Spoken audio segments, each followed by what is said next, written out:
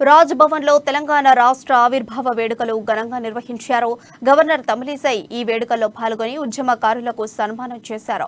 ప్రత్యేక రాష్ట్రం కోసం అనేక మంది యువత చేసిన త్యాగాల్ని స్మరించుకునే ఆవిర్భావ దినోత్సవానికి ఎంతో ప్రాముఖ్యత ఉందన్నారు. తెలంగాణ ఉద్యమంలో అమరులైన వారికి నివాళి అర్పిస్తున్నట్లు గవర్నర్ తెలిపారు.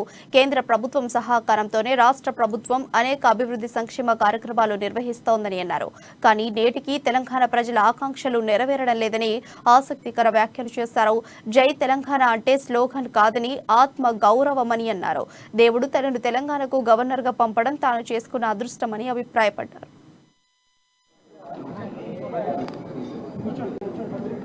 జై తెలంగాణ అంటే కేవలం ఒక స్లోగన్ మాత్రం లేదు.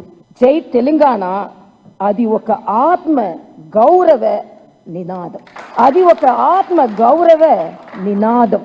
జై తెలంగాణ అంటే కేవలం ఒక స్లోగన్ మాత్రమే కాదు, అది ఒక ఆత్మ గౌరవ నినాదం.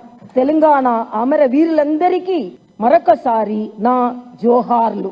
తెలంగాణ పోరాడ యోధులు అందరికీ నా ఉద్యమ అభినందనలు. తెలంగాణ ప్రజలందరికీ స్వరాష్ట్ర దశాబ్ది వేడుకల అభినందనలు, శుభాకాంక్షలు.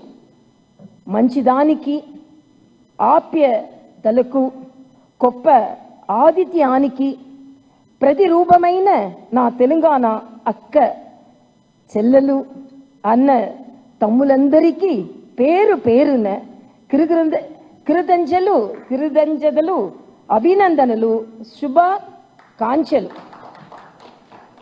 జై తెలంగాణ.